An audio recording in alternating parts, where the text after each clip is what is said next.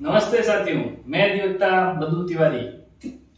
क्या आपके साथ कभी धोखा हुआ है या आपने कभी किसी को सुना है कि उसके साथ धोखा छल फरेब हो गया? अगर आप जानना चाहते हैं कि भारत के कानून के अंदर क्या प्रोविजन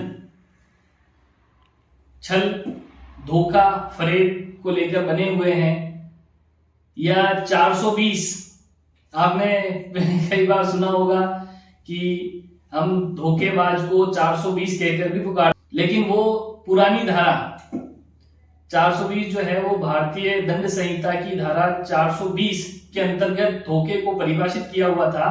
इसीलिए हम 420 कहकर उस व्यक्ति को बुलाते थे, क्योंकि उसका मतलब होता था कि धोखेबाज। लेकिन नए कानून के अंदर भारतीय न्याय संहिता 2023 के अंदर यह कानून बदल दिया गया है और अब हम किसी व्यक्ति को 420 कहेंगे तो उसका मतलब यह नहीं होगा कि वो धोखेबाज है। अब अगर किसी व्यक्ति को धोखेबाज कहना है तो धोखा अब परिभाषित है, छल अब परिभाषित है धारा 318 की उपधारा 4 के अंतर्गत। 420 जो सेक्शन था वो 318 उपधारा 4 भारतीय न्याय संहिता के अंतर्गत परिवर्तित कर दिया गया है। तो चलिए हम शुरुआत करते हैं कि छल की क्या परिभाषा है। अगर आपको पूरी तरीके से ये जानना है कि छल होता क्या है, छल की क्या परिभाषा है कानून के अंतर्गत, उसको मैं उदाहरण सहित आज आपको समझाऊंगा कि किस चीज को छल कहते हैं। ये नहीं कि कोई भी चीज आपने उठा के कह दी कि ये धोखा है। धोखे को ऐसे नहीं जानते हम। धोखे की भी एक परिभाषा है भारतीय कानून के अंतर्गत। तो क्या परिभाषा है, क्या उसके ग्रीवेंसेस और क्या सजा है, क्या कानूनी प्रावधान है अगर कोई व्यक्ति धोखा करता है आपके साथ या आप किसी के साथ करते हैं। तो ये सारी चीज आज हम वीडियो के माध्यम से जानेंगे। वीडियो को पूरा देखें व अपना ज्ञानवर्धन करें। तो आइए शुरुआत करते हैं छल, चीटिंग को कि क्या परिभाषा है छल की। जो कोई किसी व्यक्ति से तथ्यों को बेईमानी पूर्वक छिपाकर उस व्यक्ति को जिसे इस प्रकार प्रवंचित किया गया है कपट पूर्वक या बेईमानी से उत्प्रेरित करता है कि वह कोई संपत्ति किसी व्यक्ति को परिदत्त करे यानी डिलीवर करे दे, या यह सम्मति दे दे कि कोई व्यक्ति किसी संपत्ति को रख या रखे या शासय उस व्यक्ति को जिसे इस प्रकार प्रवंचित किया गया है, यानी कि तथ्यों को बेईमानी से छिपाकर उसको धोखे में रखा गया है, उत्प्रेरित करता है यानी उकसाता है कि वह ऐसा कोई कार्य करे या करने का लोभ करे जिसे वह यदि उसे प्रत्येक प्रकार प्रवंचित न किया गया होता, यानी धोखे में रखकर उसे उकसाया न गया होता, तो वह नहीं करता या करने का लोभ गलती नहीं करता। और जिस कार्य या लोभ से उस व्यक्ति को शारीरिक, मानसिक, ख्याति संबंधी या सांपत्तिक नुकसान या उपहानि कारित होती है, यह कारित होनी संभाव्य है, उसे छल कहा जाता है। मतलब ये जो मैंने अभी आपको परिभाषा बताई, ये कानून के अंदर भारतीय न्याय संहिता की धारा 318 के अंतर्गत इसको परिभाषित किया गया है। वो मैंने वर्ड टू वर्ड आपको बताई। अब सिंपल भाषा में आपको बताऊं कि छल क्या होता है।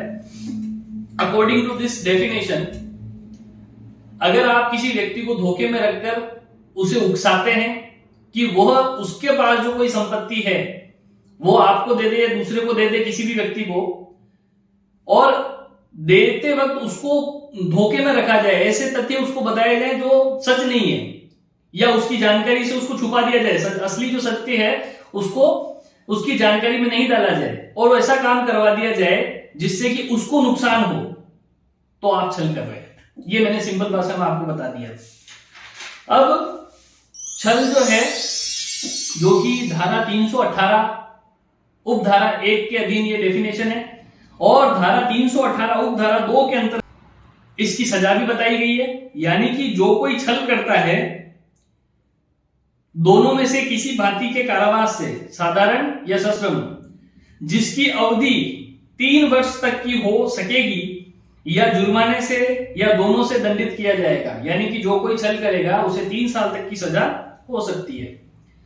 इसके अलावा छल का एक और प्रकार भी है कि जो कि परिभाषित है धारा 318 उपधारा 3 के अंतर्गत, जिसके तहत जो कोई इस ज्ञान के साथ छल करता है कि यह संभाव्य है कि वह उसके द्वारा उस व्यक्ति को सदोष हानि पहुंचाएगा, जिसका हित उस समव्यवहार में जिससे वह छल संबंधित है संरक्षित रखने के लिए यह या तो विधि द्वारा या वैध संविदा द्वारा आबद्ध था।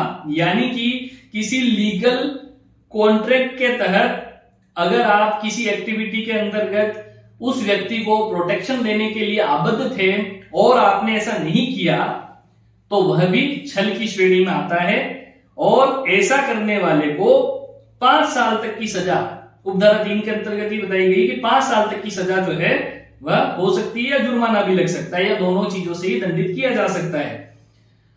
अब हम बात करेंगे धारा 318 उपधारा 4 के अंतर्गत, जो कि पूर्व में भारतीय दंड संहिता में 420 के नाम से जानी जाती थी। अब भारतीय न्याय संहिता 2023 के अंतर्गत इस 420 को किस तरीके से परिभाषित किया है और उसमें क्या सजा है वो हम जानते हैं। जो कोई छल करता है और उसके द्वारा उस व्यक्ति को जिसे प्रवंचित यानी तथ्यों को बेईमानी से छिपाया जाकर उत्प्रेरित किया जाता है, उकसाया जाता है कि वह कोई संपत्ति किसी व्यक्ति को परिदत्त कर दे, यानी कि डिलीवर कर दे, दे दे, या किसी भी मूल्यवान प्रतिभूति को या किसी चीज को जो हस्ताक्षरित या मुद्रांकित है और जो मूल्यवान प्रतिभूति में संपरिवर्तित किए जाने योग्य है, पूर्णतः या अंशतः रच दे, परिवर्तित कर दे या नष्ट कर दे, इसे 420 कहा जाता है, यानी कि फ्रॉड कहा जाता है। जिसके तहत अगर इस प्रकार का कृत्य कोई करता है तो उसे 7 वर्षों तक की सजा जो है वो हो सकती है, या जुर्माना भी लगाया जा सकता है, या दोनों ही से ही दंडित किया जा सकता है। अब आपको मैं उदाहरण बताऊं उससे पहले इसका जो अपराध का वर्गीकरण है वो भी बता देता हूं। धारा 318 उपधारा 2 के अंतर्गत जो छल करता है उसे 3 वर्षों तक का कारावास की सजा हो सकती है, या जुर्माना लग सकता है, या दोनों से ही दंडित किया जा सकता है। यह अपराध जो है वह एक असंज्ञेय, जमानतीय व शमनीय अपराध है, यानी कि नॉन कॉग्निजेबल, बेलेबल व कंपाउंडेबल। उपधारा 2 के अंतर्गत अगर आप कोई कृत्य करते हैं तो यह सजा है। इसी प्रकार से धारा 318 उपधारा 3 के अंतर्गत अगर कोई अपराध किया जाता है तो उसके लिए 5 वर्ष तक का कारावास है, या जुर्माना, या दोनों ही। यह भी एक नॉन कॉग्निजेबल, बेलेबल और कंपाउंडेबल ऑफेंस है। और यही 420 जो कि अभी 318 उपधारा 4 है उसके अंतर्गत कोई अपराध किया जाता है तो उसमें 7 साल तक का कारावास और जुर्माना या दोनों से ही दंडित किया जा सकता है। यह एक संज्ञेय अपराध है, अजमानतीय अपराध है और शमनीय भी तो है, यानी कि यह एक कॉग्निजेबल ऑफेंस है और नॉन बेलेबल ऑफेंस है, गैर जमानती अपराध है, हालांकि यह शमनीय है।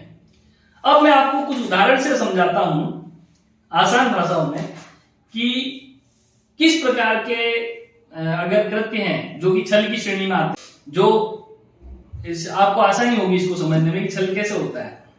जैसे सपोज करें, एक उदाहरण हमारे पास लिखा हुआ है, क सिविल सेवा में होने का मिथ्या उपदेश करके साशय य से प्रवंचना करता है और इस प्रकार बेईमानी से यह को उत्प्रेरित करता है कि वह उसे उधार पर माल लेने दे, जिसका मूल्य चुकाने का उसका इरादा नहीं है, तो क जो है वो छल करता है। यानी कि यह को यह दिखाता है कि वो सिविल सर्वेंट है, कोई अफसर है और उसे जो माल जो है वो उधार में ले लेने दे और वो पैसा उसको बाद में दे देगा, लेकिन उसका आशय ऐसा नहीं है कि वो पैसा वापस दे दे, और ना वो सिविल सर्वेंट है, तो वह छल का अपराध करता है, वो छल की श्रेणी में आता है। इसी प्रकार एक और उदाहरण आपको बताता हूं। क साशय प्रवंचना करके यह विश्वास कराता है कि क को जो धन यह उधार देगा उसे वह चुका देगा, और उसके द्वारा बेईमानी से यह को उत्प्रेरित करता है कि वह उसे धन उधार दे, जबकि क का आशय उस धन को चुकाने का नहीं है, तो भी क जो है वो छल कर रहा है य के साथ। मतलब कि पैसे उधार ले रहा है और उसको ये विश्वास दिला रहा है कि मैं जो तुम्हारे से पैसा उधार ले रहा हूं वो वापस दे दूंगा, जबकि उसका आशय ऐसा नहीं और न वो ऐसा करता है, तो वह छल करता है। एक और उदाहरण आपको समझाता हूं। क य को किसी वस्तु का नकली सैंपल दिखलाकर यह से शाशय प्रवंचना करके उसे यह विश्वास कराता है कि वह वस्तु उस सैंपल के अनुरूप है, और उसके उस वस्तु को खरीदने और उसका मूल्य चुकाने के लिए यह को बेईमानी से उत्प्रेरित करता है, तो भी का जो है वो छल करता है। तो नकली सैंपल दिखाता है और उसको विश्वास दिला रहा है कि यह सही है, सत्य है, जबकि ऐसा है नहीं, तो भी जो है छल जो है वो कारित किया जा रहा है। तो आज की इस वीडियो में मैंने आपको फ्रॉड किसे कहते हैं, चीटिंग किसे कहते हैं, उसको परिभाषित करके बताया है कि क्या परिभाषा उसकी है, उदाहरण सहित आपको समझाया है। वह यह भी बताया है कि कानून के अंदर इसकी क्या सजा है और क्या नए सेक्शंस जो है भारतीय न्याय संहिता के इसके बारे में कहते हैं।